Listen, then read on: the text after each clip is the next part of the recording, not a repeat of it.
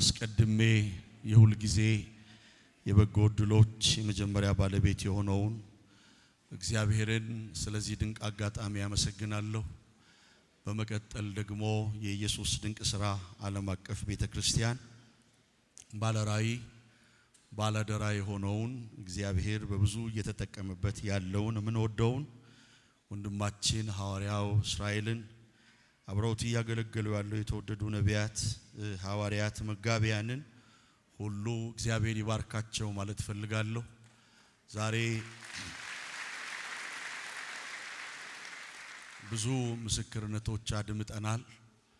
መንፈስ ቅዱስ በኢትዮጵያ ቤተክርስቲያን በስራ ላይ ስለመሆኑ አንዱ መረጃና ማረጋገጫችን ሐኪሞች የማይችሏቸውን ህመሞች እግዚአብሔር አምላክ በቃሉ ብቻ ሳምንት ሳይፈጅ ቀናት ሳይፈጁ በዛው ሰዓት የመፈወስ ጉልበቱን ማሳየቱ ነው።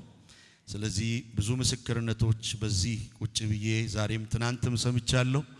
ይሄን ላደረገ ለእግዚአብሔር እስቲ ከፍ ያለ እልልታና ጭብጨባ እናመጣለን። ሐዋርያው እስራኤል እኔ ካወቅኩት ጊዜ ጀምሮ ለሰው የሚራራ ደከመኝ ሰለቸኝ ሳይል ሰውን የሚያገለግል ደግሞ ዝቅ ብሎ በትህትና ከትልቁም ከትንሹም ጋራ የሚቀርብ ሰው ነው። እኔ ባለፈው ካይሮ ግብጽ ሀገር አገልግሎት ላይ በነበርኩ ጊዜ ወላጅ አባቴን ድንገት በሞት አጥቼዋለሁ እና በዛ ወቅት ብዙ ወዳጆቼን መጠበቃቸው ነበሩ። ደቡብ አፍሪካ በእግዚአብሔር ጸጋ በትንሹ በእነዚህ 18 ዓመታት 300 አገልጋዮችን አስገብተናል። ለብዙዎች እግዚአብሔር ለብዙዎች መንገድ አድርጎናል። ያ ብዙ የምትጠብቋቸው ሰዎች በችግር ወቅት ላይገኙላችሁ ይችላሉ። ወንድማችን ሐዋርያው እስራኤል ችግር በገጠመኝ ጊዜ ከነብይ ዴቭ ጋር ከሌሎችም ወንድሞች ጋር ሆኖ በመምጣት አጽናንቶኛል። ማጽናናት ብቻ አይደለም 50 ሺህ ብር ሰጥቶኛል። አሁን የብሩ ትልቅነት ትንሽነት ሳይሆን በውስጡ ያለውን ልብ ለሰው ያለውን ክብር ሰው በተቸገረ ባዘነ ጊዜ የሚደርስ ወንድም አባትና ሐዋርያ መሆኑን ለመናገር ነው። በድጋሚ እግዚአብሔር ይባርክ በሉልኝ። እሺ ጌታ ይባረክ።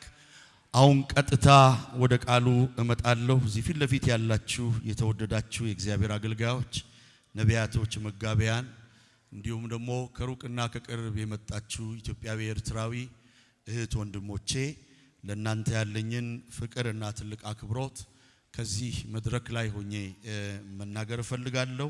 እስቲ ለራሳቸው አጨብጭቡ።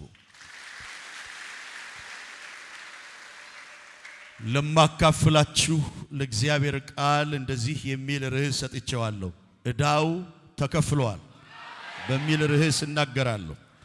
ከዚህ የትንቢት ቃል ቀጥሎ ምናልባትም አንዳንዶቻችሁ እዚህ ጉባኤ እያላችሁ አንዳንዶቻችሁ ደግሞ ከዚህ ግቢ ስትወጡ በቴክስት ሜሴጅ እንዲሁም ደግሞ በኢሜል ሜሴጅ በስልክ በአካል የሰማይ አምላክ እግዚአብሔር ጨርሶ የማትጠብቋቸውን ጉድ ኒውሶች ወይንም የምስራቾች ወደ ደጃፋችሁ ወደ ስልካችሁ ያመጣል። ሆኖልኛል የሚል ሰው ጮሆ አሜን ይበል። ዕዳው ተከፍሏል በሚል ርዕስ ጥቂት ደቂቃ እናገራለሁ። ሁለተኛ ነገሥት መጽሐፍ ምዕራፍ 4 ከቁጥር 1 ጀምሮ ያለውን ሐሳብ እናገራለሁ። የነቢያት ማህበር ወገን ከሆነው ያንደኛው ሚስት አገልጋይ ባሌ ሞቷል። እርሱ እግዚአብሔርን የሚፈራ ሰው እንደነበረ አንተ ታውቃለህ። አሁን ግን ባለዳ 2 ወንድ ልጆቼን ባሪያ አድርጎ ሊወስዳቸው መጥተዋል ስትል ወደ ኤልሳ ጮኸች። ኤልሳ ታዲያ እኔ ምን እንዳደርግልሽ ትፈልጊያለሽ? በቤትሽ ምን እንዳለ ንገሪኝ አላት እያለ ታሪኩ ይቀጥላል። እቺ ሴት ያገባችው ከነቢያት ማህበር ውስጥ ነቢይ የሆነውን አንድ ሰው ይሄ ነቢይ የነቢይነት አገልግሎቱ በታላቁ ነቢይ በኤልሳ ጭምር የተረጋገጠ ነው። እቺ ሴት ባሏ ከሞተ በኋላ የማታቀው ዕዳ መጥቶባታል። ከባሏ በነበረ ጊዜ ከተበደረው ብድርና ከነበረበት ዕዳ የተነሳ አበዳሪው ብር ከሌለሽ የባልሽን ብድር ወይንም ዕዳ መክፈል ካልቻልሽ በዕዳው ምትክ ከአብራክሽ የወጡትን 2 ወንድ ልጆችሽን የአብራክሽ ክፋዮችን ወስዳቸዋለሁ ብሎ እየመጣ በተደጋጋሚ ጊዜ ያስፈራራታል። አሁን ባለንበትም ዘመን ይሁን ከኛ በፊት በነበረ ዘመን ሰዎች ከባንክ ይበደራሉ፣ ሰፈር ላይ ካለ አበዳሪ ይበደራሉ። ተንቀሳቃሽ ቋሚ ዕቃ ለመግዛት ኮላትራል ወይንም ደግሞ መያዣ ሲዘው ይበደራሉ። ከተበደሩ በኋላ መክፈል ቢያቅታቸው ቋሚ ንብረታቸው በብድራቸው ምትክ ሆኖ ይወረሳል እንጂ ማንም ሰው ስለ ዕዳው ከአብራኩ ክፋይ የተወለዱ ወንድ ወይንም ሴት ልጆቹ ሲወሰድ በታሪክ አላየንም፣ አላነበብንም። ይቺ ሴት ባሏ ዕዳ ጥሎ ከሞተባት በኋላ ቀጥታ የመጣችው የታመነ የነቢይነት አገልግሎት ወዳለው የብዙ ነቢያቶች አባት አማድና ሐዋርያ ወደ ሆነው ወደ ነቢዩ ኤልሳ ነው የመጣችው። ወደ ነቢዩ ኤልሳ ጋር መጣ አቤቱታዋን በጩኸት ስታስረዳ ለማስረጃ ደግሞ ምክንያትም የሆናትን አንድ ነገር አንስታለች። የኔ ባል በኖርበትና ባገለገለበት ዘመን እግዚአብሔርን ይፈራ እንደነበረ ሌላ ምስክር አልጠራም፣ አንተ ታውቃለህ አለች። በዚህ ዘመን ያሉ አንዳንድ ሶኮልድ ፕሮስፔሪቲ ፕሪቸርስ ድህነትን ከእግዚአብሔርን ካለ መፍራት ጋር ያያይዙታል። ድሃ የሆነ ሰው የቤት ኪራይ መክፈል ያቃተው መኪና መንዳት እየፈለገ መኪና መንዳት ሳይችል ቀርቶ በእግሩ የሚሄድ ሰው ኢኮኖሚካሊ ያልተባረከ ሰው እግዚአብሔርን የማይፈራ ሰው ነው ብለው የሚያስተምሩ የብልጽግና አስተማሪዎች አሉ። ወዳጆቼ ሆይ ማጣት እና ማግኘት እግዚአብሔርን ከመፍራት ጋር ምንም የሚያያይዘው ነገር የለም። እግዚአብሔርን የማይፈሩ ድራግ የሚነግዱ አሽሽ የሚነግዱ ሰዎች ለአይን የሚያሳሳ የዘመኑን ሞዴል መኪና ሊነዱ ይችላሉ። ለአይን የሚያሳሳ በዘመኑ የተሻለ ቤት ላይ ሊኖሩ ይችላሉ። ያ ማለት እነዛ ሰዎች እግዚአብሔርን ፈርተዋል ማለት አይደለም። ያ ማለት ደግሞ ሰው እግዚአብሔርን እየፈራ ጥሩ ቤት አይኖረውም ማለት አይደለም። እግዚአብሔርን እየፈሩ ጥሩ መኪና የሚነዱ፣ እግዚአብሔርን እየፈሩ ጥሩ ቤት ላይ የሚኖሩ፣ እግዚአብሔርን እየፈሩ ትልቅ የመንግስት ስልጣን ላይ የተቀመጡ ሰዎች እንዳሉ ሁሉ እግዚአብሔርን ባለመፍራት በውሸት በሸፍጥና በነፍሰ ገዳይነት በሰው እጅ ደማቸውን እየታጠቡ አንቶ የተባሉም ሰዎች አሉ። እቺ ሴት ወደ ነቢዩ ኤልሳ ጋር ይዛ የቀረበችው ማስረጃ ባለቤቴ በቁም በነበረ ጊዜ በአገልግሎቱ ዘመን እኔም የማውቀው አንተም የምታውቀው አንድ መታወቂያ ያለው አለች። እግዚአብሔርን ይፈራ ነበር። ምሳሌ መጽሐፍ ምዕራፍ 1 ቁጥር 7 የጥበብ መጀመሪያ እግዚአብሔርን መፍራት ነው።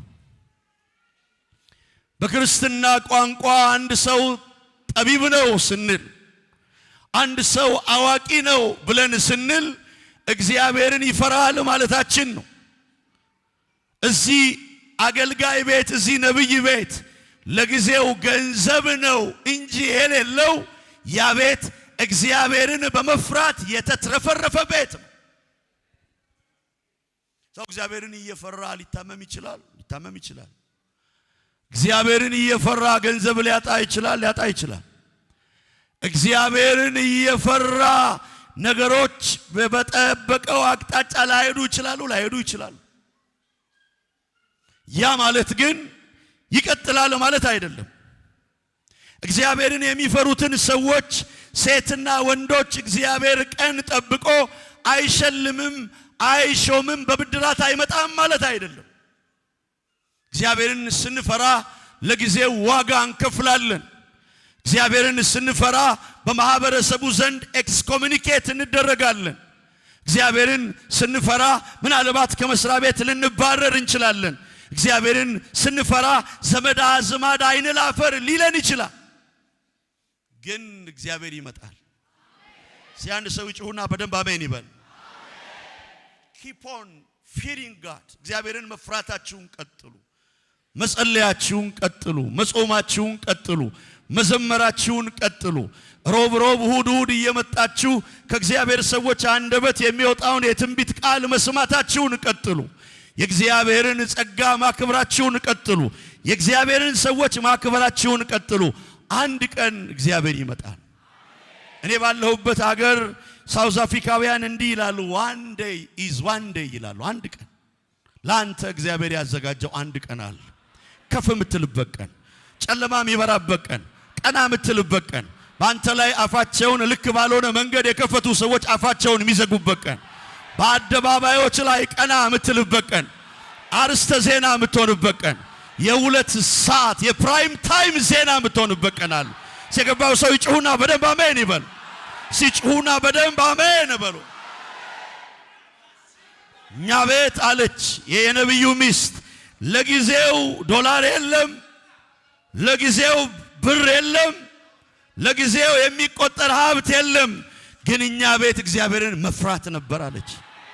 ታናቬኪያ ማሶፕራዲያሎራ የገባው አንድ ሰው ይጩህና በደንብ አሜን ይበል።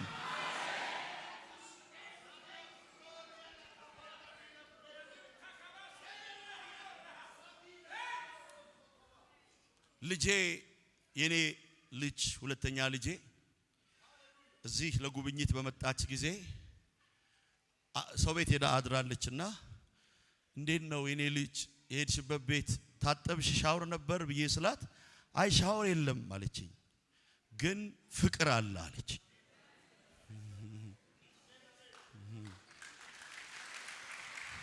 ወዳጆቼ ሆይ ቤታችን በቁስ ሞልቶ ፍቅር አልባ ከሆነ አደጋ ላይ ነን። ምናልባት ቤታችን ደግሞ በቁስ ሳይሞላ ቀርቶ ቆሎ እየተጎራረስን ቤታችን ውስጥ ፍቅር ካለ ታድለናል። ለምን እንደዚህ እንደምላችሁ ታውቃላችሁ? በዓለም ላይ የምንኖረው ዘላለም አይደለም። የምንኖረው አጭር ጊዜ ነው። ቢበዛ ለ100 ዓመት ቢበዛ ለ70 ዓመት ነው የምንኖረው። ለምንኖረው አጭር እድሜ ነፍሳችንን ፍቅር አንንሳ፣ ነፍሳችንን ሰላም አንንሳ፣ ነፍሳችንን ህብረት አንንሳው። ምክንያቱም የምንኖረው ለአጭር ጊዜ ነው። እግዚአብሔርን እንደሚፈራ አንተ ታውቃለህ ባለች ጊዜ ኤልሳ ታዲያ ምን ላድርግልሻል? አቤት ቅባት እናንተ ላይ ሲከብድ ምን ላድርግልሽ ነው የምትሉት? ምን ቸገረሽ ነው የምትሉት? ታዲያ ምን ላድርግልሽ? ቅድም የእግዚአብሔር ሰው ሐዋርያው ቃል አወጣልኝ ተፈወስኩ ስትሉ ሰምቻለሁ። ምን ላድርግልሽ? የኛ አውቶሪቲ ያለው አንደበታችን ላይ ነው። ቃሉን ላከ ፈወሳቸው። ቃሉ ተካይ ነው።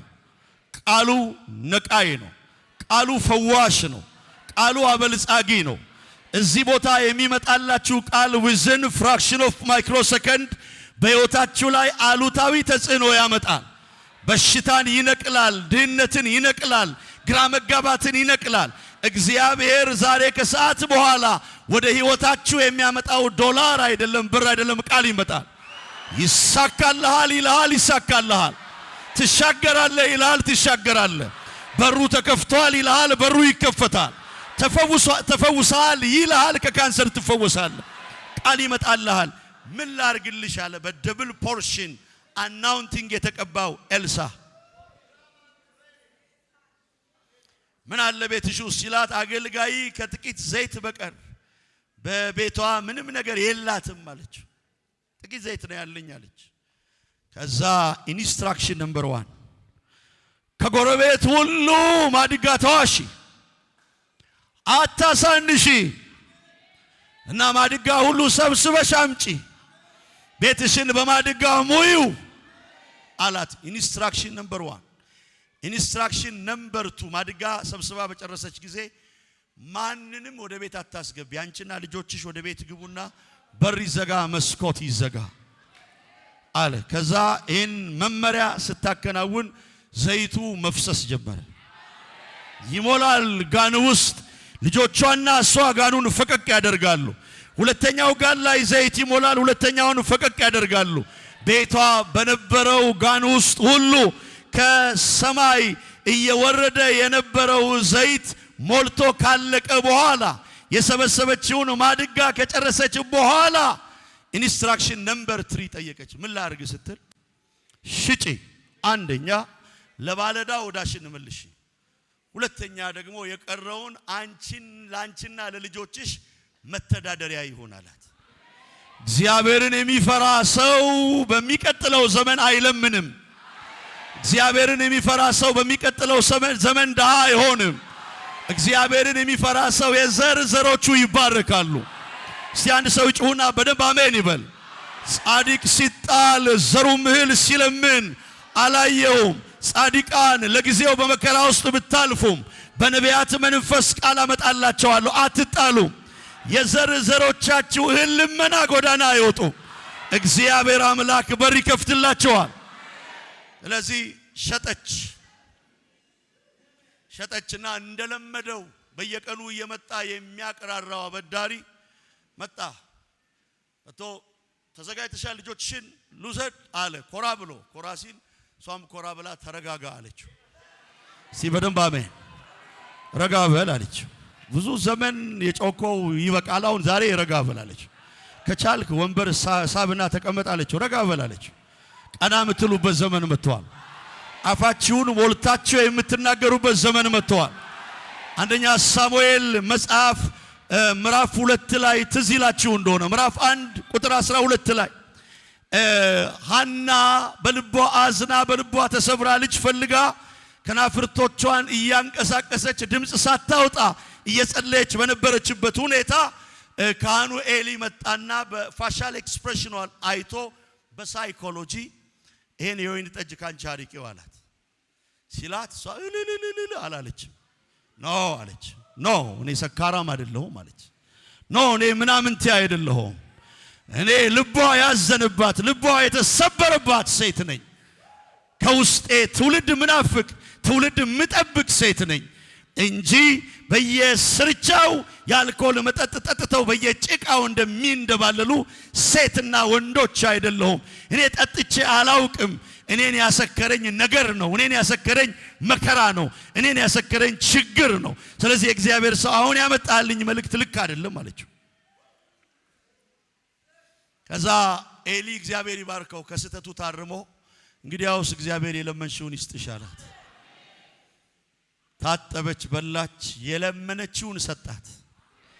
የለመነችውን ከሰጣት በኋላ ጡት እንደጣለ ወደ እግዚአብሔር ቤተ መቅደስ አምጥታ ለካህኑ ካስረከበችው በኋላ አንደኛ ሳሙኤል መጽሐፍ ምዕራፍ 2 ላይ እንዲህ አለች፣ ቀንዴ ከፍ ከፍ አለ፣ አፌ በጠላቶች ላይ ተከፈተ።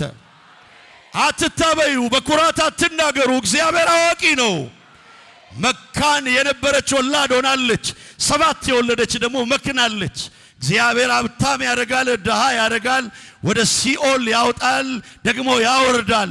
ሁሉ ቁልፍ ያለው በእግዚአብሔር እጅ ነው ብላ ፊናናን አስቀምጣ መስበክ ጀመረች። ከሌለ የለህም፣ ከሌለ ማይሰማህ። ጥሩ ሐሳብ እንኳን ወረዳ ውስጥ ሄደ ብታመጣ ማንም ሰው አይሰማህም ከሌለ። ሐሳብህን ከቁብ የሚቆጥረው የለም። ግን ከዚህ ቀጥሎ ሳሙኤልን ታቅፋችሁ ማይክ ተሰጥቷችሁ ሐሳባችሁ በምንድነው በቃለ ጉባኤ ላይ ተይዞ የምትሰሙበት ዘመን ውስጥ ገብታችኋል።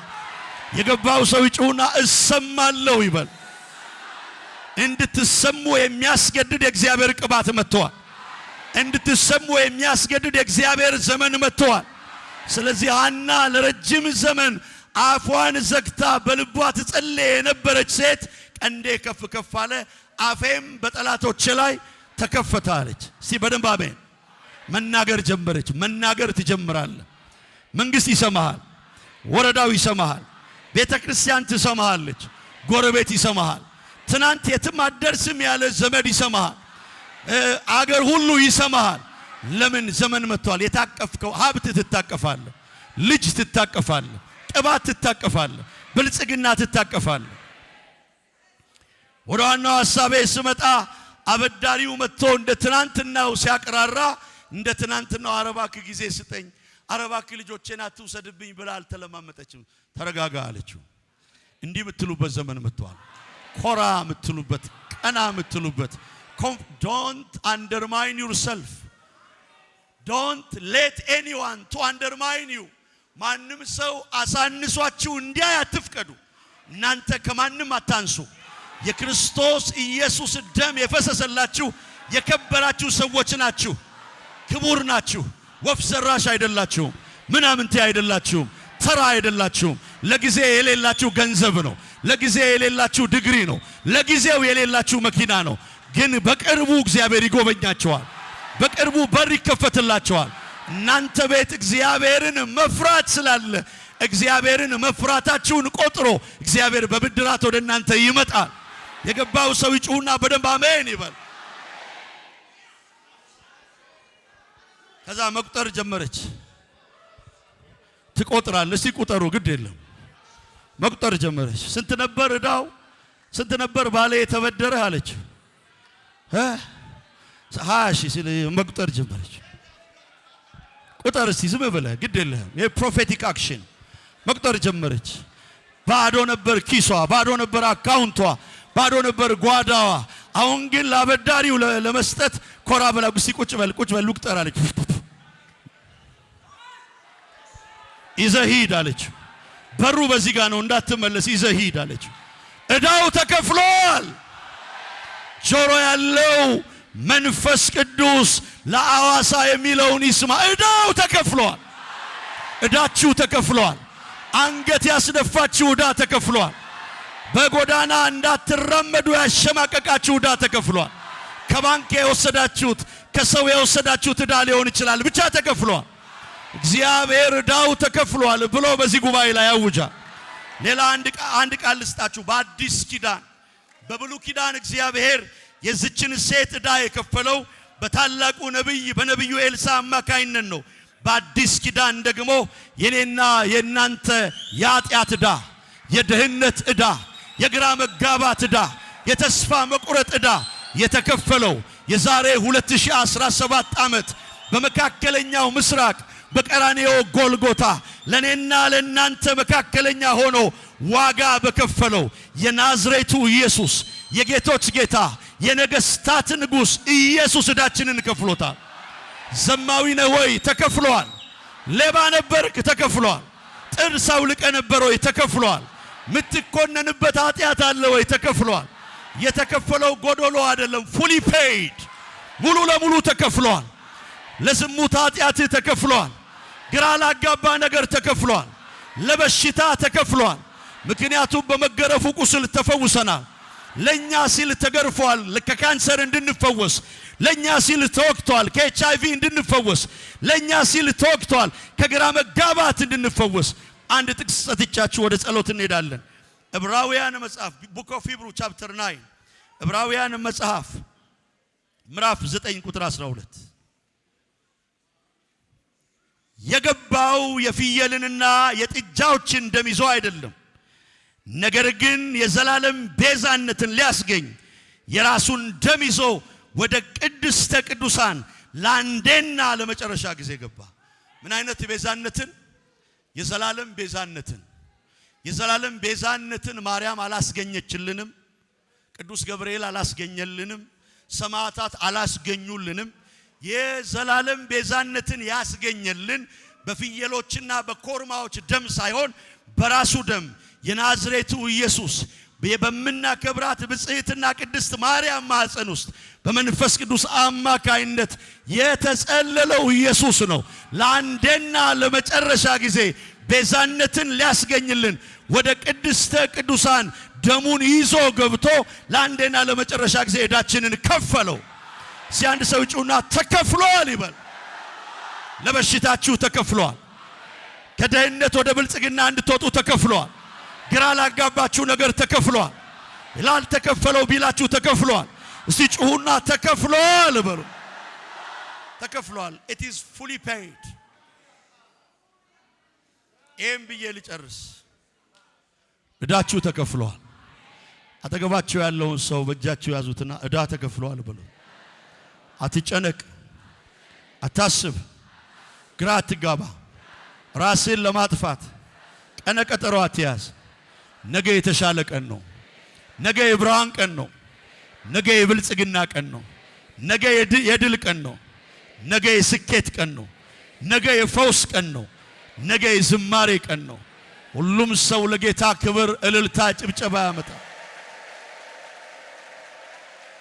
ቁጭ እንዳላችሁ አንድ ጥሪ አድርገን ቀጥታ ወደ ጸሎት እንገባለን። ዛሬ ገና የመጣችሁ ኢየሱስ ክርስቶስን የሕይወታችሁ ጌታና አዳኝ አድርጋችሁ ያልተቀበላችሁ አዳዲስ ሰዎች ብትኖሩ የድንቅ ሥራ ዓለም አቀፍ ቤተክርስቲያን የወንጌል ጥሪ ታቀርባለች። ኢየሱስ ክርስቶስ የእግዚአብሔር ልጅ ከዘላለም ሞት አሁን ያድናል። ጌታን ማታውቁ ሰዎች እጃችሁን አሳዩኝ። ባላችሁበት ቦታ አዳዲስ ሰዎች ከፍ አድርጉት። ጌታን መከተል ፈልጋለሁ ምትሉ ከቤተ ሙስሊም ቤተ እምነት ከቤተ ኦርቶዶክስ ቤተ እምነት የመጣችሁ ኢየሱስን የሕይወታችሁ ጌታ ማድረግ የምትፈልጉ እጃችሁን ልየው። በግራም በቀኝም ኋላም መጨረሻም ያላችሁ ከፍ በደንብ ቁጭ ባላችሁበት ቦታ ኢየሱስ ይወዳችኋል። ኢየሱስ ያድናል። ኢየሱስ ክርስቶስ ከዘላለም ሞት አሁን ያድናል። ጌታን ማቅ ሰው ካለ እጅ ያሳየኝ። አዲስ ሰው ከመጨረሴ ወደ ጸሎት ከመግባቴ በፊት አዲስ ሰው አለ? እሺ ቁም። እግዚአብሔር ይባርክ። ቁሚ። ወደፊት ቶሎ ብላችሁ ወደፊት ና። የኔ ወንድም ወደፊት አጨብጭቡላችሁ። ጌታ ኢየሱስ ይባርካችሁ። ና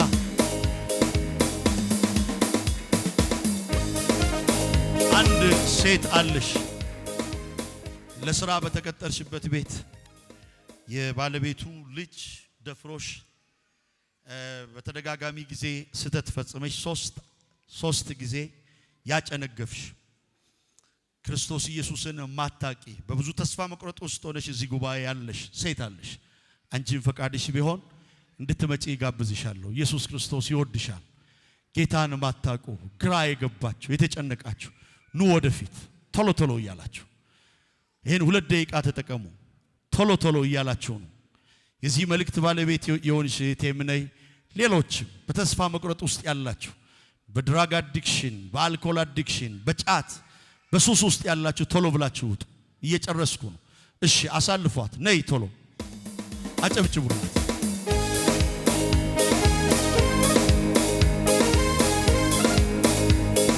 እሺ እጆቻችሁን ከፍ አድርጉ። ፊት ለፊት ያላችሁ ከፍ ጌታ ኢየሱስ ሆይ ዓለምን ሰይጣንን ክደን ኢየሱስ ክርስቶስን የሕይወታችን ጌታ የሕይወታችን አዳኝ አድርገን አሁን ተቀብለናል። ኢየሱስ የሕይወታችን ጌታና አዳኝ ነው። ለጌታ ክብር እልልታ ጭብጨባ እናመጣለን።